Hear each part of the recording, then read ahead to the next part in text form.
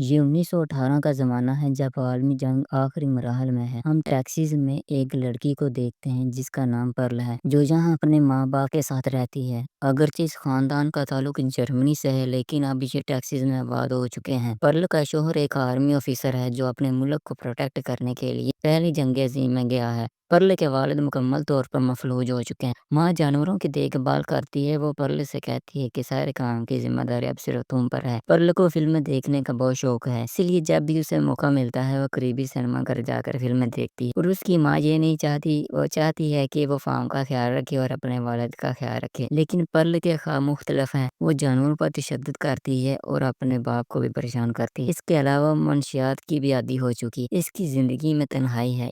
اپنے تمام کام مکمل کرنے کے بعد پرل اپنے لیے تھیٹر میں فلمیں دیکھنے کے لیے وقت نکال لیتی ہے۔ ایک دن وہ تھیٹر کے نئے مالک سے ملتی ہے جو اسے دیکھتا رہتا ہے کیونکہ اسے پرل بہت خوبصورت لگی تھی۔ پرل بات چیت کے دوران اسے بتاتی ہے کہ اسے رقص کا بہت شوق ہے، وہ کورس ڈانسر بننا چاہتی ہے۔ تھیٹر کا مالک کہتا ہے کہ اگر آپ چاہیں تو آپ شو دیکھ سکتی ہیں، تمہیں کوئی پیسہ نہیں دینا پڑے گا۔ پرل انکار کر دیتی ہے اور کہتی ہے کہ اسے گھر جانا ہے۔ دراصل پرل کی طبیعت بہت شرمیلی ہے۔ تھیٹر کا مالک کہتا ہے کہ وہ ڈانسر بن سکتی ہے۔ پرل اسے بتاتی ہے کہ اس کا شوہر جنگ لڑنے گیا ہے۔ وہ بہت خوش سائیکل پر واپس آ رہی ہوتی ہے۔ وہ اپنے سائیکل کو وہیں چھوڑتی ہے اور مکئی کی کھیت میں چلی جاتی ہے، جہاں وہ گڈے کو نیچے اتار کر اس کے ساتھ ناچنا شروع کر دیتی ہے۔ وہ ڈانس کرتے ہوئے مکمل طور پر گم ہو جاتی ہے۔ اسے گڈے میں تھیٹر والے آدمی کا چہرہ نظر آتا ہے، جس سے ہمیں پتہ چلتا ہے کہ پرل کی ذہنی حالت خراب ہوتی جا رہی ہے۔ جب وہ رقص کرنے کے بعد اپنے گھر واپس آتی ہے تو گھر آنے میں دیر ہو چکی ہے، جس پر اس کی ماں اس پر ناراض ہوتی ہے۔ رات کو جب یہ لوگ کھانا کھاتے ہیں، اس کی ماں کہتی ہے کہ تمہارے پاس جو پیسے تھے ان میں سے 8 سینٹ کم ہے، مجھے اس کا حساب چاہیے۔ وہ پرل کے سامنے سے کھانے کی پلیٹ ہٹاتی ہے اور کہتی ہے کہ اگر تم نے پیسوں کا حساب نہیں دیا تو اسے کھانا نہیں ملے گا۔ دراصل پرل نے وہ 8 سینٹ تھیٹر دیکھنے میں لگا دیے تھے۔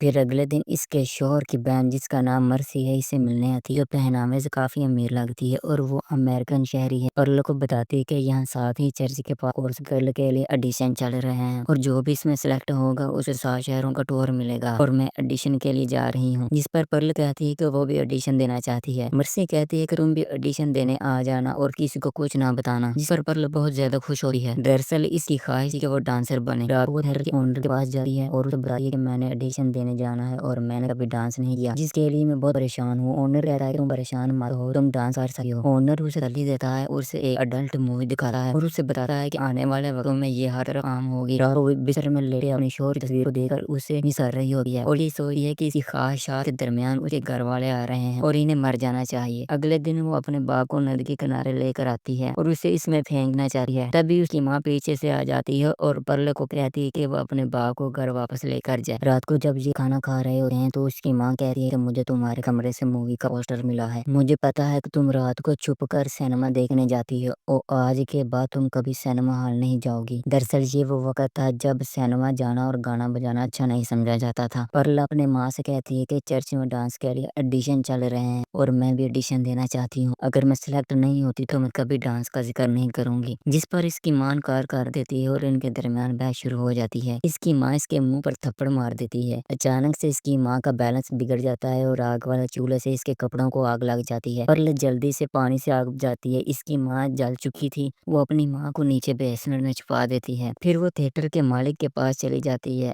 جہاں وہ دونوں انٹیمیٹ ہوتے ہیں اور رات دونوں اکٹھے گزارتے ہیں۔ صبح جب پرل گھر واپس آنے لگتی ہے تو مالک اسے کہتا ہے کہ وہ اسے اپنے گاڑی میں چھوڑ آئے گا۔ جب یہ دونوں گھر پہنچتے ہیں تو پرل اسے بتاتی ہے کہ وہ گھر میں صرف اپنے باپ کے ساتھ رہتی ہے اور وہ اسے اپنی ماں کے بارے میں کچھ نہیں بتاتی۔ پھر وہ اسے اپنے کمرے میں لے جاتی ہے اور دونوں انٹیمیٹ ہونے لگتے ہیں۔ تھیٹر کا مالک دیکھتا ہے کہ ہر طرف سامان بکھرا ہوا ہے اور نیچے بیسمنٹ سے کچھ آوازیں آتی ہیں، جس پر پرل اسے کہتی ہے کہ اس نے نیچے بیسمنٹ میں ڈاگ رکھا ہوا ہے۔ وہ اس کا دھیان بٹانے کے لیے اسے نیچے استبل میں لے آتی ہے اور وہاں اسے اپنے جانوروں کے نام بتاتی ہے۔ تھیٹر کا مالک اس سے اس کے ڈاگ کا نام پوچھتا ہے، جس پر وہ بتاتی ہے کہ اس کے پاس تو کوئی ڈاگ نہیں ہے، لیکن اوپر تو اس نے بتایا تھا کہ اس کے پاس ڈاگ ہے۔ دراصل پرل نے جھوٹ بولا تھا، جس پر وہ بہت شرمندہ ہوتی ہے اور وہ خاموش کھڑی رہتی ہے۔ تھیٹر کا مالک اسے کہتا ہے کہ مجھے کچھ کام یاد آ گیا ہے، تم اپنے ڈانس کی پریکٹس جاری رکھو، جس پر پرل اسے کہتی ہے کہ تم نے جہاں پر کیا دیکھا ہے؟ وہ کہتا ہے کہ میں نے کچھ بھی نہیں دیکھا۔ وہ گاڑی پر بیٹھ کر جانے لگتا ہے تو وہ اس پر حملہ کر کے اسے مار دیتی ہے۔ وہ یہ نہیں چاہتی تھی کہ تھیٹر کا مالک کسی کو جا کر کچھ بتائے، حالانکہ اسے کچھ بھی نہیں معلوم ہوا تھا۔ پہلے تھیٹر کے مالک کو گاڑی کے ساتھ ندی میں دھکیل دیتی ہے، پھر وہ اپنی ماں اور باپ دونوں کو بھی مار دیتی ہے۔ ان تینوں کو مار کر وہ سیدھا چرچ میں آڈیشن کے لیے چلی جاتی ہے۔ وہاں وہ مرسی سے ملتی ہے۔ مرسی اسے بتاتی ہے کہ سننے میں آیا ہے کہ ایک شہر سے صرف ایک لڑکی کو سلیکٹ کیا جائے گا۔ پرل کے ڈانس کی باری آتی ہے اور جب وہ ڈانس کر رہی ہوتی ہے تو ججز کو اس کا ڈانس پسند نہیں آتا، جس پر وہ ججز کی بہت منتیں کرتی ہے اور باہر آ کر رونے لگتی ہے۔ اس کے بعد مرسی پرل کو گھر چھوڑنے آتی ہے۔ مرسی پرل کو تسلی دیتی ہے۔ پرل سے کہتی ہے کہ مجھے پتا ہے کہ تم سلیکٹ ہو گئی ہو، کیونکہ انہیں ایک امریکن لک والی لڑکی چاہیے تھی اور وہ تم ہو۔ پرل سے کہتی ہے کہ اسے اپنے شوہر کی جنگ میں شہید ہونے یا واپس لوٹ آنے کا کوئی فرق نہیں پڑتا۔ اسے بتاتی ہے کہ کس طرح اس نے آج 3 لوگوں کو قتل کیا ہے، جس پر مرسی یہ سن کر حیران ہوتی ہے، مگر وہ ظاہر نہیں کرتی۔ اسے پتا چل گیا ہے کہ یہ ایک سائیکو ہے۔